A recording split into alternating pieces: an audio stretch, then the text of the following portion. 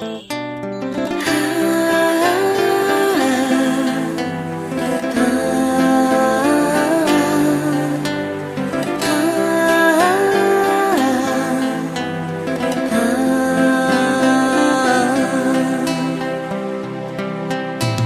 al Padre nos encontramos a discernir los tiempos de hoy, y en Jesucristo nos afianzamos con el Espíritu en la misión. 50 años peregrinando van las ovejas tras su pastor. En torno a Cristo nos encontramos, tiempo de gracia desde el altar. Misioneros todos de Cristo, fieles discípulos del Señor, las piedras vivas del edificio. Muy buenos días, queridos hermanos. En este segundo encuentro con nuestra feligresía en el año de la fe. Hemos comenzado justamente el año de la fe el pasado 11 de octubre, cuando en unión con el Santo Padre recordamos la inauguración del Concilio Vaticano II. Como bien saben, el Santo Padre ha hecho un llamado a celebrar este gran acontecimiento eclesial con un año de la fe que dio comienzo el 11 de este mes y terminará con el domingo de la fiesta de Cristo Rey en el 2013. Hemos querido hablar de esta experiencia partiendo de una figura, la figura de Pedro, un hombre creyente según las normas del Antiguo Testamento, y Pedro que se sintió llamado por el Señor.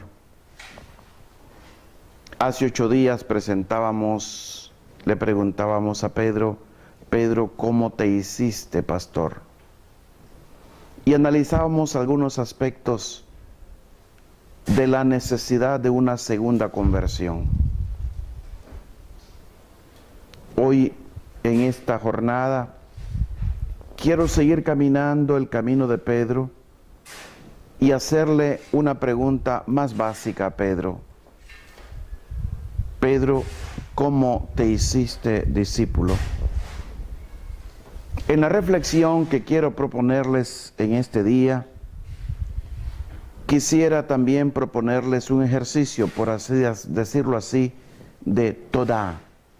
Todá es una palabra que en hebreo significa gracias, pero que es mucho más que esto. Todá es gratitud, gozo, agradecimiento, alabanza, relato de las maravillas de Dios. Por lo tanto, al ver el salto cualitativo que da del Antiguo Testamento a la figura de Jesús, al ver este salto en Pedro, también nosotros preguntarnos a nosotros mismos si hay en verdad esta conversión fundamental hacia Jesús. Pero volvamos a la palabra Todá. Ilustremos lo que acabo de decir. Todá significa gratitud, gozo, agradecimiento, alabanza, relato de las maravillas de Dios. Una riqueza de significados que encontramos sobre todo expresada en los salmos. Por ejemplo, en el Salmo 7, verso 18.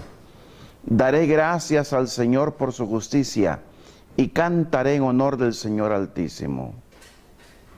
Como pueden observar, dar gracias en expresión del salmista es cantar. También en el Salmo 9, versos del 1 al 2. Te doy gracias, Señor, de todo corazón. Narraré todas tus maravillas. Me regocijaré y exultaré por ti. Ensalzaré tu nombre, oh Altísimo. Noten la progresión de estos 5 verbos para decir lo mismo Todá. Daré gracias, daré a conocer al Señor. Siper en hebreo, narraré, cantaré tus maravillas. Sameah, me regocijaré, me alegraré. Jalás, me exultaré. Zimer, ensalzaré al Señor al son del arpa, al son de los instrumentos. Son múltiples las expresiones que acompañan esta experiencia, una experiencia que abarca toda la existencia e implica también al cuerpo, que los salmos nos recuerdan y nos enseñan a expresar. Quisiera que hoy la experimentáramos, escuchando la respuesta a la pregunta que dirigimos a Pedro: ¿cómo te hiciste discípulo? Y el apóstol nos responderá: me fui haciendo poco a poco, en un proceso largo, con sufrimiento, con muchas etapas, con saltos cualitativos. Es más, debería hablar de 2 llamadas, cada una de las cuales ha tenido momentos distintos. Os hablaré ahora sobre todo de la primera. Evoco brevemente el primer encuentro, cuando Pedro se siente conocido personalmente y Jesús le da el nombre de Cefas. Un encuentro fugaz que no se esperaba. He aquí, con una sola palabra, Jesús lo ha marcado profundamente, con un gesto de atención lo ha conmovido en lo más íntimo, y él ya nunca más se olvidó de ese día. Leamos. Dice el evangelista: Andrés encuentra primeramente a su propio hermano Simón y le dice: hemos encontrado al Mesías, que quiere decir Cristo, y le llevó a Jesús. Fijando Jesús su mirada en él, le dijo: tú eres Simón, el hijo de Juan, tú te llamarás Cefas. Y el evangelista explica qué quiere decir Pedro. He citado a Juan, capítulo 1, versos del 41 al 42. Pedro, que como hemos dicho esperaba al Mesías, aunque no imaginaba que pudiera manifestarse tan repentinamente, al escuchar las palabras de Andrés, se anima y le sigue. Y cuando llega hasta donde estaba Jesús, fijando su mirada en él, dice: tú eres Simón, tú te llamarás Cefas. Fijando su mirada, en griego emblepsas. Es la misma palabra que encontramos en Marcos 10:21, cuando Jesús fija sus ojos en el joven rico y lo llama. Episodio que hemos escuchado el domingo pasado. Es también, lo veremos, el verbo que leemos en Lucas 22:61. Jesús, precisamente como la primera vez, fija su mirada en Pedro, que lo había negado, y al salir del patio del sumo sacerdote, rompe a llorar. Por lo tanto, la mirada de Jesús es una mirada profunda, penetrante, de comprensión, de afecto, de ternura, de atención singular. Y nosotros podremos tal vez recordar este momento distinto para cada uno de nosotros, en el que hemos comprendido que Jesús había puesto su mirada en nosotros. Para unos sucede en los primeros años de su vida, para otros en su adolescencia, para otros en su juventud, para otros en su vida madura. Es el momento en el que hemos sentido que algo distinto se movía dentro de nosotros, que el Señor se interesaba por nosotros, que nos miraba y nos llamaba precisamente a nosotros. Sería hermoso que cada uno pudiera evocar con gratitud ese día en que asumimos de corazón nuestro ser bautizado,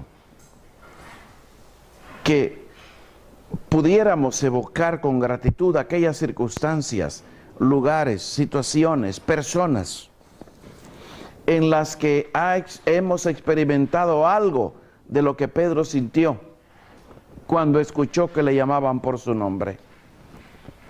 Es muy hermoso sentirse interpelado por una persona que ni siquiera imaginamos que pueda conocernos. Y Jesús añade también un sobrenombre profético, simbólico. Tú te llamarás Cefas, que significa Pedro, explica el evangelista, haciéndole comprender que quien le llama por su nombre tiene en sus manos también su futuro. Cefas de por sí no significa roca, significa una piedra pequeña, pero tiene una particularidad esta roca o esta piedra pequeña, ser una piedra sí sólida, y se dice justamente de la piedra en la cual el cabro se apoya para erguirse y ponerse en pie en lo más alto del risco. Pedro, un hombre que socialmente no contaba, pequeño, pero que el Señor lo elige para ser fundamento de su iglesia. Llegados a este punto, considero oportuno deshacer un nudo exegético, porque es posible que lean en los comentarios divulgativos una interpretación que se encuentra en el mejor y más amplio comentario publicado en los últimos años del Evangelio de Mateo por Ulrich Luz, un exegeta protestante alemán. Quiero ampliar un poquito más lo que solo aludí hace poco. Examinando atentamente la palabra aramea Cefas, considera que esta significa piedra de río, canto rodado, nada que ver con la roca como base sobre la cual construir. Se trata más bien de una piedrecilla, como esas 5 que David tomó para dirigirse contra Goliat. Sin embargo, uno de los mejores exégetas católicos norteamericanos, John Fitzmayer, ha publicado recientemente un artículo en donde demuestra que, mientras Luz y los comentarios protestantes en general, para sostener sus tesis, se apoyan en ejemplos de los siglos siguientes, los recogidos en el diccionario de Lampe, los textos de Qumran del siglo I, contemporáneos de Jesús, no contemplados hasta ahora, ofrecen significados indudables. Cefas significa, por ejemplo, la roca sobre la que el águila hace su nido, o bien la cima pedregosa de un monte donde se encaraman las cabras, o incluso Cefas significa una superficie rocosa. Por tanto, cuando Jesús le dice a Pedro, tú te llamarás Cefas, entiende con ello una roca sólida. No una roca inmensa, grande, sino sólida, un cimiento sobre el que construir. En cualquier caso, esta palabra tiene mucha importancia para Pedro porque le concierne en lo más íntimo. El Señor Jesús ve una gran veta humana en él, a pesar de su pequeñez, su pobreza, su falta tal vez de conocimiento del corazón humano.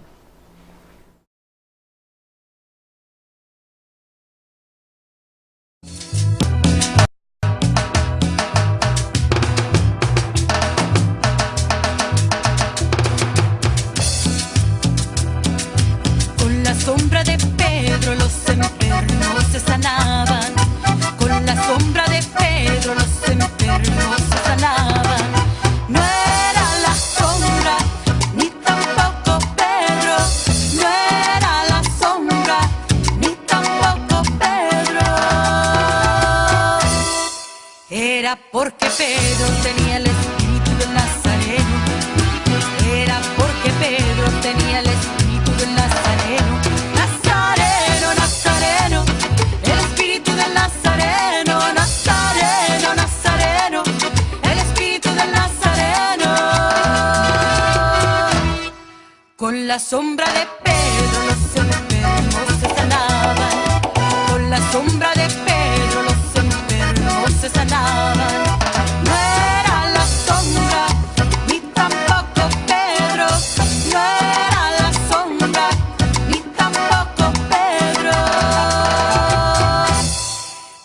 Era porque Pedro tenía el espíritu del Nazareno.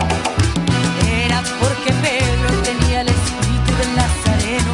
Nazareno, Nazareno, el espíritu del Nazareno. Nazareno, Nazareno, el espíritu del Nazareno.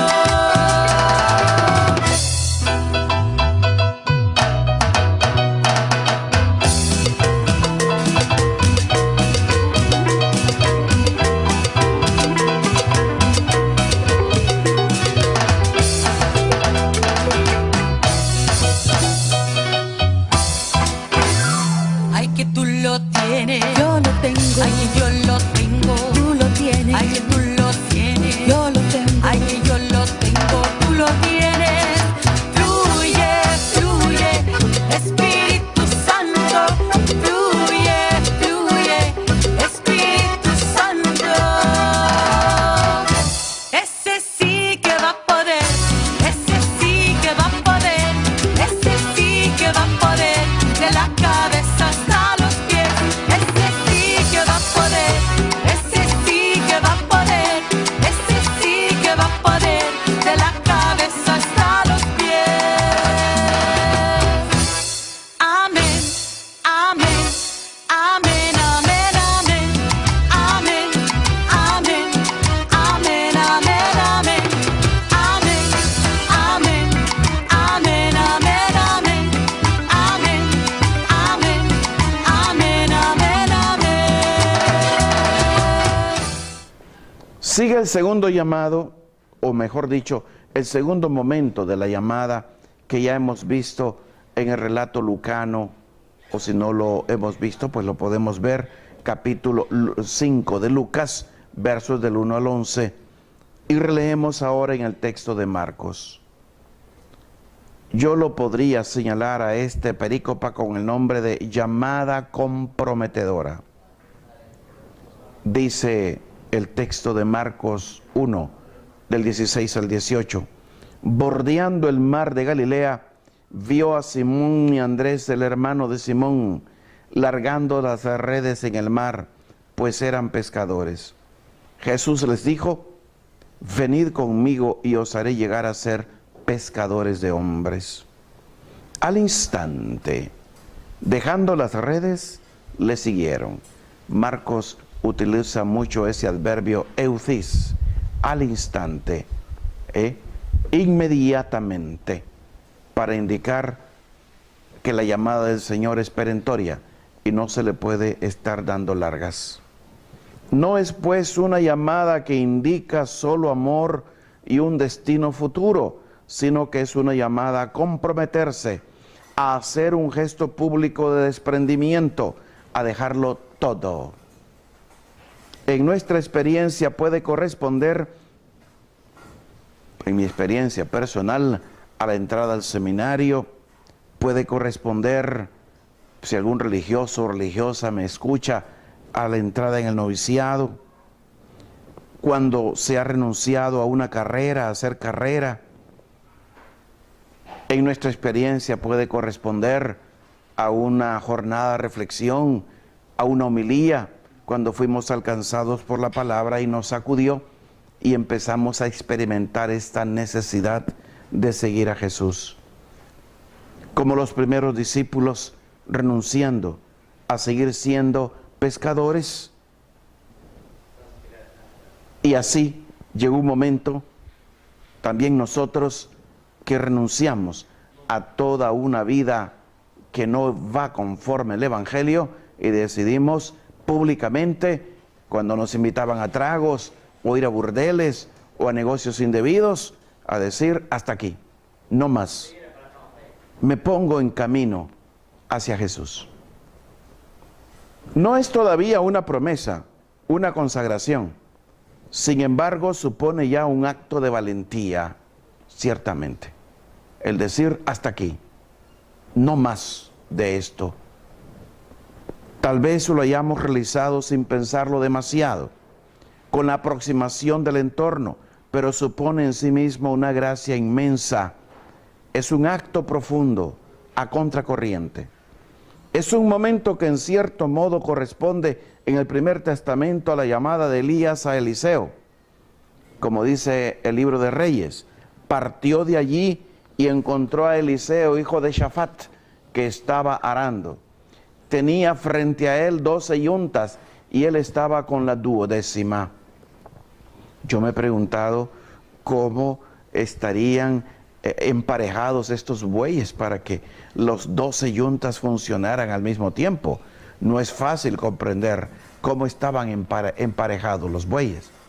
Pero bien, en cualquier caso, Eliseo era un hombre muy rico. Es lo que me quiere decir el texto. Un terrateniente, alguien que ganaba mucho y poseía tierras. Pero sigamos leyendo. Estamos en el primer libro de Reyes, capítulo 19, versos del 19 a 21. Elías pasó a su lado y le echó su manto encima. Se trata de un gesto profético que Eliseo comprende de inmediato. Entonces, Eliseo abandonó los bueyes y echó a correr tras Elías, diciendo: déjame ir a besar a mi padre y a mi madre, y te seguiré. Le respondió: anda y vuélvete, pues, ¿qué te he hecho? Es por tanto una llamada comprometedora. Volvió atrás Eliseo, tomó la yunta de bueyes y los ofreció en sacrificio. Con el yugo de los bueyes asó la carne y la entregó al pueblo para que comieran. Noten lo que hace Eliseo. Quema los puentes a sus espaldas. Quema las naves, como hizo César cuando llegó a Gran Bretaña, y en las márgenes del Dover ordena a los soldados quemar las naves y tener enfrente una tierra hostil. Para poder subsistir tenían a fuerza que vencer. Y siendo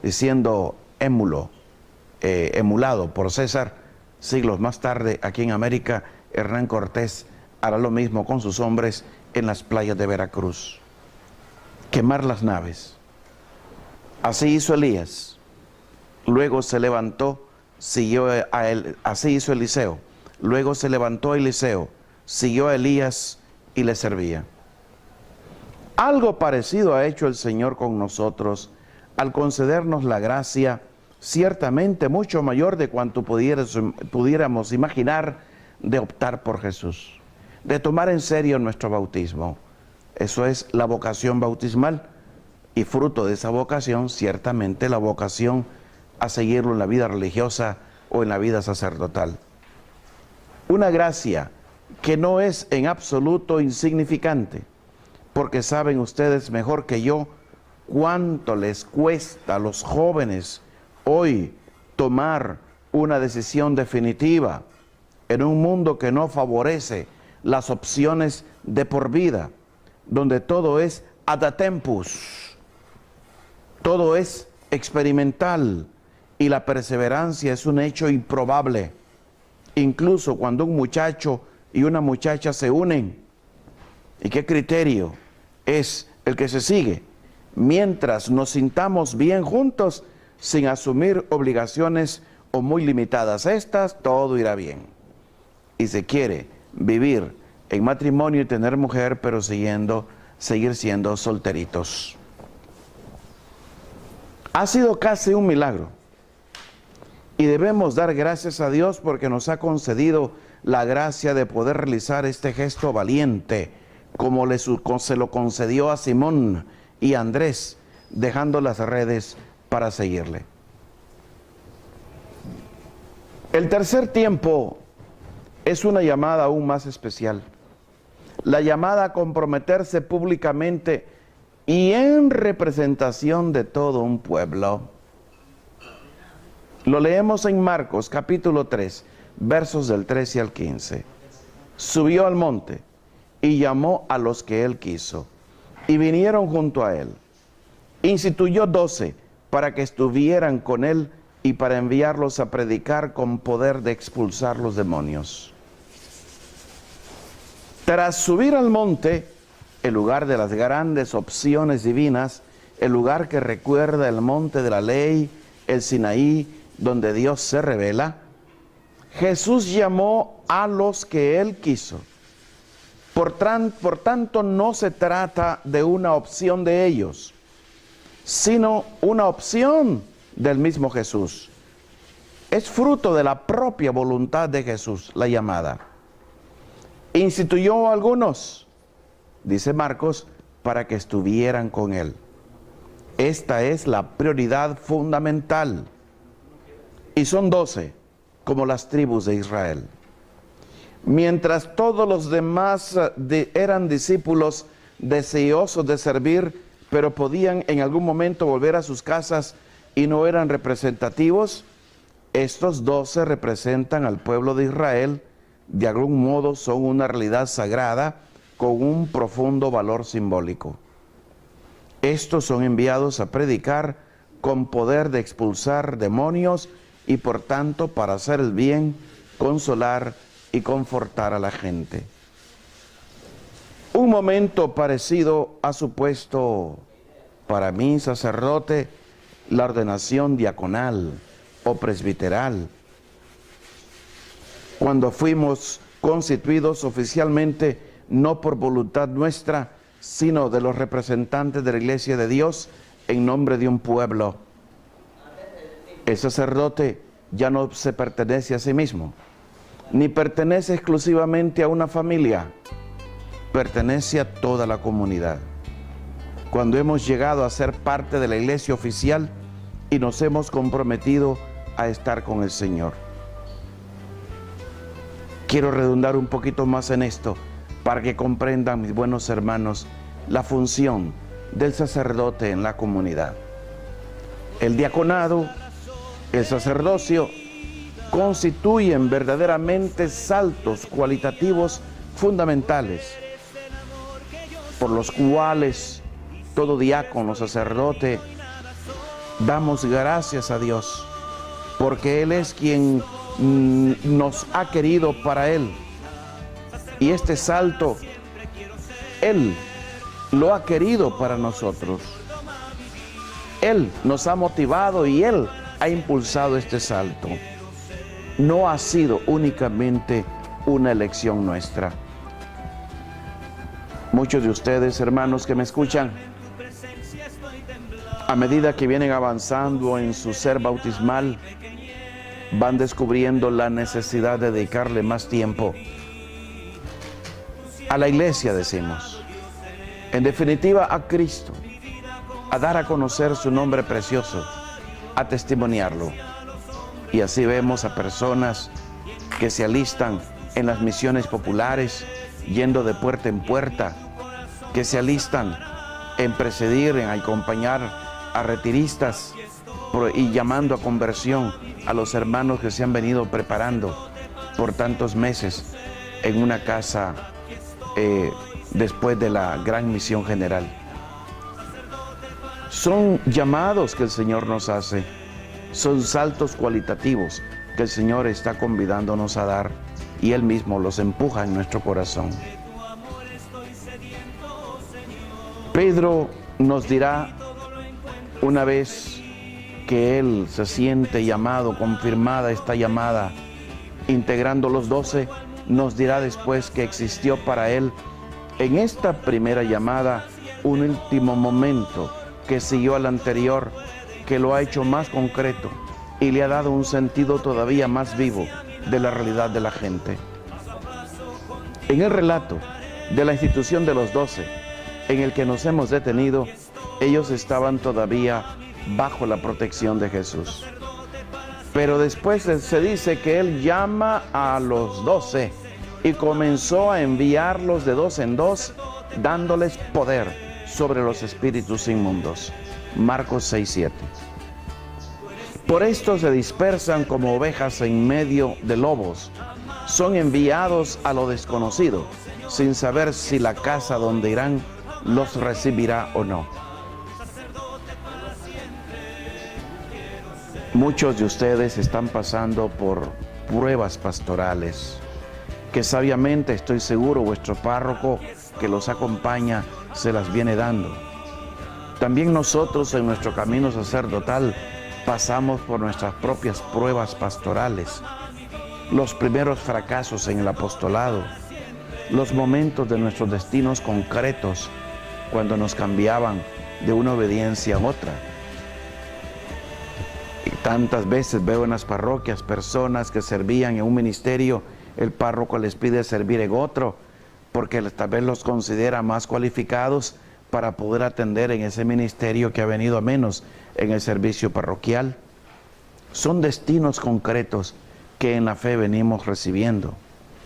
En el momento del envío entre la gente, sin redes ni defensas, cuando se envía en misión, no se va a hacer apologética, aunque haya gente que apenas oye hablar del precioso nombre de Cristo y se golpea a su puerta dándole el querigma, quiera inmediatamente hacer apologética. Y cuántas ofensas se reciben, como también cuánto agradecimiento por llevar la palabra. En el momento del envío, sin redes, sin defensas, con el riesgo de todos los errores que podemos cometer y a la vez la promesa de todo el bien que se puede obtener. Y nuestro recurso a Jesús es solo en el Espíritu, en la oración, en la Eucaristía, al igual que los discípulos ya no tienen desde aquel momento a su lado a Jesús. Así nos pasa a nosotros. Les dice el Señor Jesús, les ordenó que nada tomasen para el camino fuera de un bastón, ni pan, ni alforja, ni calderilla en la faja, sino calzados con sandalias, y no vistáis 2 túnicas. Y les dijo, cuando entréis en una casa, quedaos en ella hasta marchar de allí. Si algún lugar no os recibe y no os escuchan, marchaos de allí sacudiendo el polvo de la planta de vuestros pies en testimonio contra ellos. Marcos 6, del 8 al 11. El ser enviados tiene un estilo que quisiéramos casi definir como kenótico, en el sentido de humilde, pobre, desprendido, austero, gratuito, paciente, que no se desanima ni siquiera por el rechazo. El estilo de quien sabe que si la paz no es acogida, vuelve a nosotros y que por tanto no la perdemos. Es el estilo de Jesús a cuyo ministerio nos sentimos asociados. Se nos ha pedido después dar un paso adelante.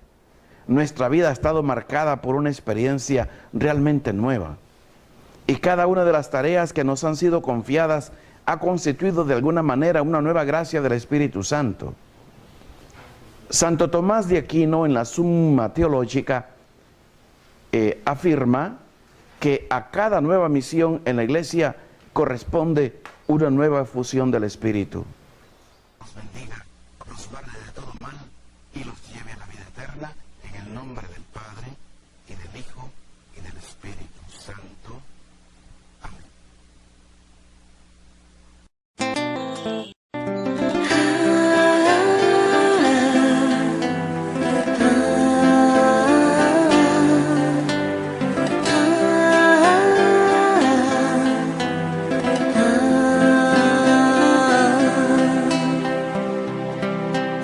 Fieles al Padre nos encontramos a discernir los tiempos de hoy, y en Jesucristo nos afianzamos con el Espíritu en la misión. 50 años peregrinando van las ovejas tras su pastor.